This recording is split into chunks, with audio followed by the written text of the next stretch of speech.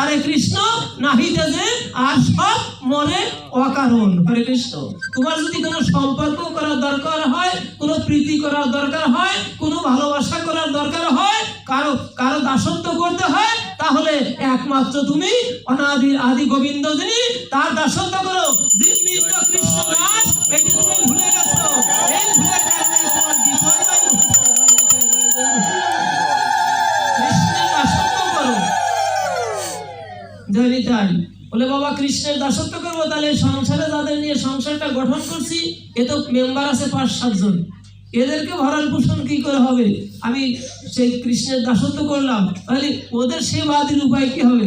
ভগবান বলছে তোমাকে তো সংসার ছেড়ে যেতে বলি নেই, সংসার ছেড়ে যেতে তো বলি নেই, তুমি সংসারে থাকো, এদের ভরণ পোষণের জন্য তোমার কি যোগ্যতা আছে দেওয়ার? তুমি শুধু চেষ্টাশীল হও, তুমি শুধু ভাবনায় থাকো, সবকিছু আমি ঠিকঠাক করে দিব, তুমি শুধু আমার স্মরণে থাকো, আমার ভাবনা করো, আমার সেবা করো, আমার চিন্তা করো। আমার চিন্তা চেতনার ভিতর যখন থাকবে, তোমার যে সমস্ত জিনিস তোমার পাওয়ার দরকার, তুমি যা ভাবো নাই তাও তোমাকে পাওয়াই দেবো। রাধে রাধে রাধে রাধে।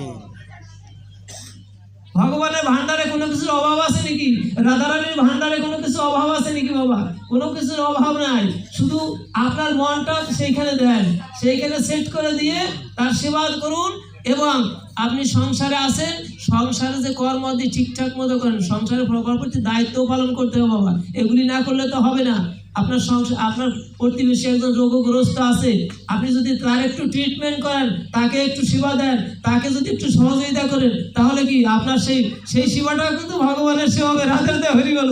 ভগবান বলছে তুমি ওই রুগ্ন ব্যক্তি আমার ভক্তের তুমি সেবা করতেছ, অতএব ওই সেবায় আমিও সন্তুষ্ট হচ্ছি। জয় নিতাই, জয় গুরু।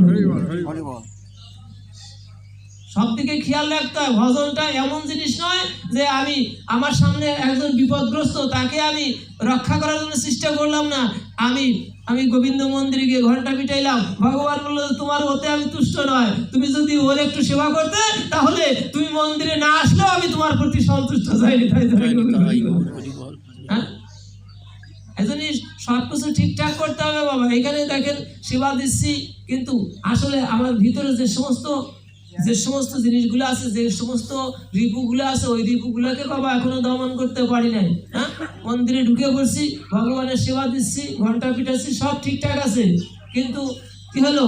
পথে এসে গাছের নিচ দিয়ে চলছে, আম গাছের নিচ দিয়ে, অপরের গাছের আম পড়ে আছে, বাবা না বলে দুইটা নিয়ে চলে গেলাম, কেউ তো নাই।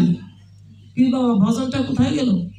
হ্যাঁ, দেখেন বেশভূষাও তো খারাপ না, সবকিছু ঠিকঠাক আছে, একদম দেখলে সাধু মনে করে, কিন্তু সাধু হলে কি হয়? আমার মন তো সাধু হয় না এখনো বাবা। মন যদি সাধু হতো, মনের ভিতরে যদি বৈরাগ্য থাকতো বাবা, তাহলে আমার অপর জিনিসের প্রতি কেন, অপরের জিনিসের প্রতি আমার লোভ থাকবে কেন বাবা? এগুলির থেকে মুক্তি পেতে হবে বাবা। এই যে আমাদের ষড়রিপু, এই রিপুগুলোকে দমন করতে হবে, ষড়রিপুগুলো দমন করতে হবে। এরপরে আছে কি 6টা বেগ আছে। ওই বৈষ্ণব বন্দনা যারা করেন বা কীর্তনিয়া বাবা দিয়েও একটু বৈষ্ণব বন্দনা করবেন। ভগবান বলল যে এতে আমি বেশি সন্তুষ্ট হই। এই আসরে বৈষ্ণব বন্দনা কি করেছেন? হরে কৃষ্ণ। ভগবানের গুরু বন্দনা করেছেন, ঠিক আছে, তুলসী বন্দনা করেছেন, এটাও ঠিক আছে, কিন্তু এই বৈষ্ণব বন্দনাটা কি করা হয়েছিল? হয় নাই। আচ্ছা বলুন তো, ভগবানের কথাটা পড়ে আসুক, আপনার কথাটাই ভাবি।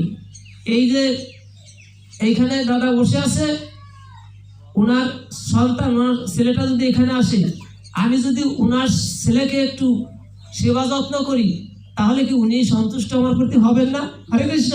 হ্যাঁ, উনাকে সেবা যত্ন করলে যতটা সন্তুষ্ট হবে, তার চাইতে ওনার সন্তানকে যদি আমি একটু সেবা যত্ন করি, তার চাইতে বেশি সন্তুষ্ট হবে কিনা? তাহলে ভগবান বললো তুমি এতগুলো কীর্তন করলা, আমার অসংখ্য বৈষ্ণবগণ, আমার ভক্তগণ, আমার প্রাণের প্রাণ, তারা সম্মুখে বসে আছে, তাদের একটু গুণকীর্তন তোমার বদলে হলো না?